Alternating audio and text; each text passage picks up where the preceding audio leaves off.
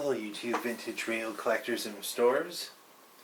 This is the Crosley D25-1 Cross dashboard radio. I've recapped it. It went pretty good. There are a few little things. There are a couple of places. The filter cap in this had been replaced before. So I had to desolder everything here because the original pieces of the original leads were on here. So basically in the schematic, hopefully you can hear this, see, it's the weather today. It's just, we're in another one of these rain, all-day rains in southwestern Ontario. Anyway, off of the 35W4 rectifier tube, pin 7, 100 ohm resistor. It was wrong. It was somebody had put a 230 ohm there to replace one that had gone, and they had the caps wired backwards. They had the 10, 30, 100. I don't know, somebody had done some repairs on this. Basically, this 1200 here was around 1700. The 1000 ohm here was about 1300 ohms. So I replaced those.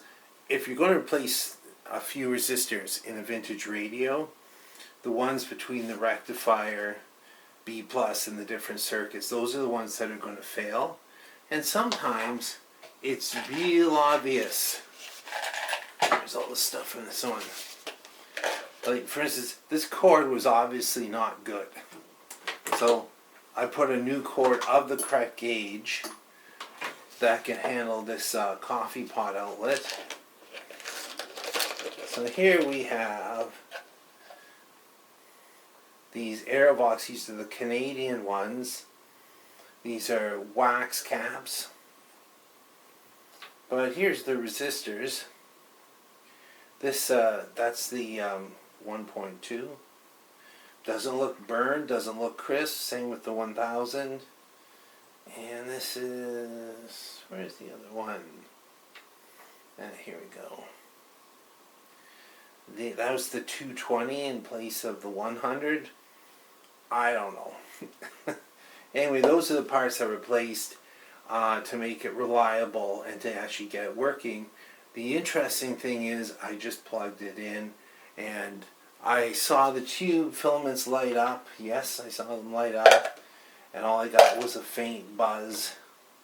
I was like, oh, this is interesting. Need to do a little troubleshooting. Well, I could do a video where I show you everything that's going on, but what I'm going to basically do is plug it in here and just kind of give you an overview of what to look for. So I've got the clock switch, power switch on the clock, bridged with a little jumper cable there. So this is going to come on. There were a number of things here where the soldering had failed. One was the connection to the tuning cap between here and here. That's the gain control line, or on my volume control line.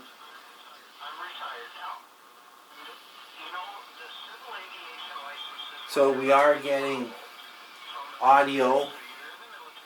It's not music, so it's not copyrighted. I put an extra terminal strip here to put B minus of these 3 caps that replace what's in the filter cap. And it just makes for nicer, more traceable connections. They were all on one lug. There's about 7 wires.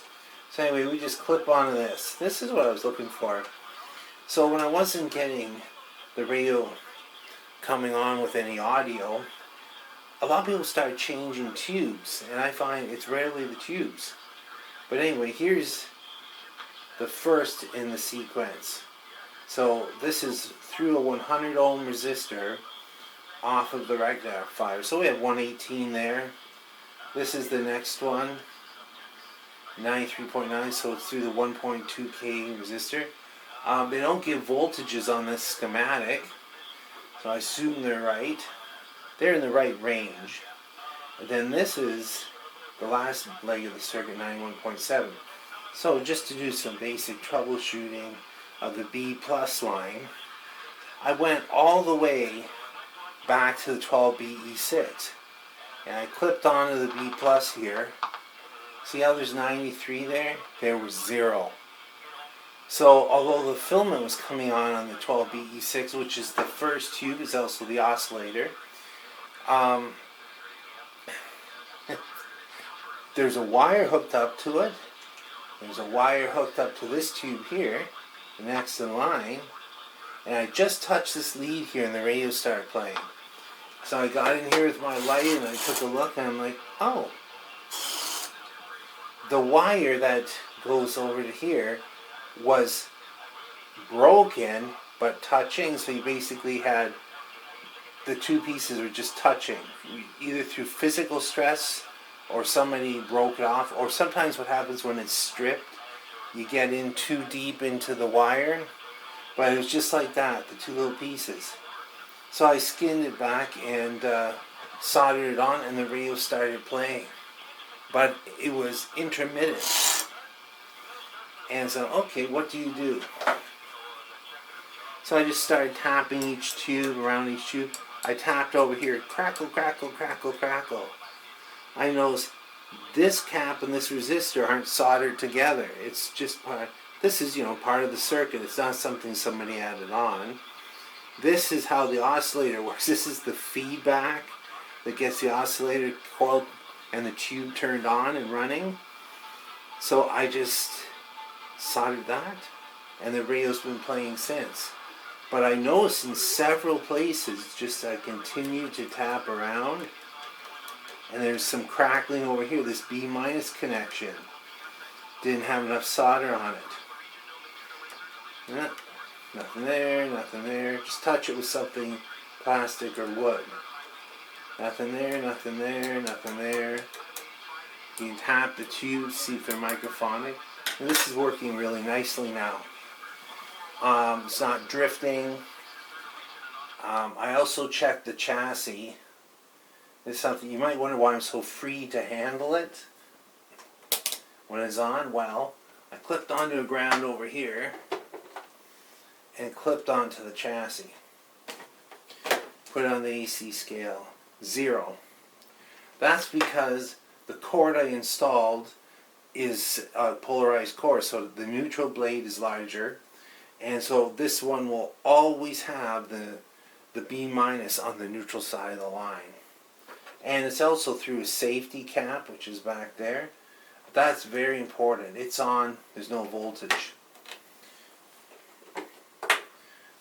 So anyway, that's about it to get this one working.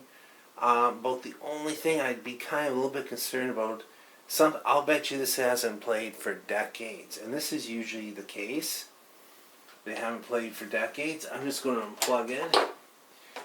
It might have silver mica disease in the RF cans. A few years ago I did a comprehensive series on that, so if you're interested, I'm just going to flip this around like that. And see what it looks like. Every time you move this back, you risk breaking a wire off of it. So when you put it just back together, you should check. So that's where the clock wires go in there. It's used a jumper. Anyway, speaker's in great shape. It now has all Rogers tubes in it. 4 original, and then a 5th is 12BE6 that had an open heater. Well, I put the Crosley dashboard back together. Clock is running very quietly. Didn't need to lube it. And the radio works. Struggle with erectile dysfunction. It can be deflating.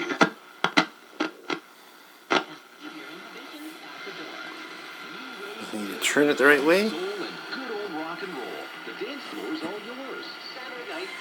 One thing I noticed about this one, the tuning capacitor has a lot of corrosion on it, which I cleaned off and lubed the bearings with the good stuff.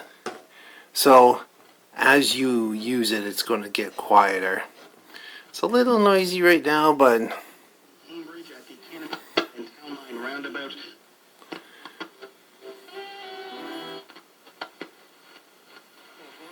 not bad.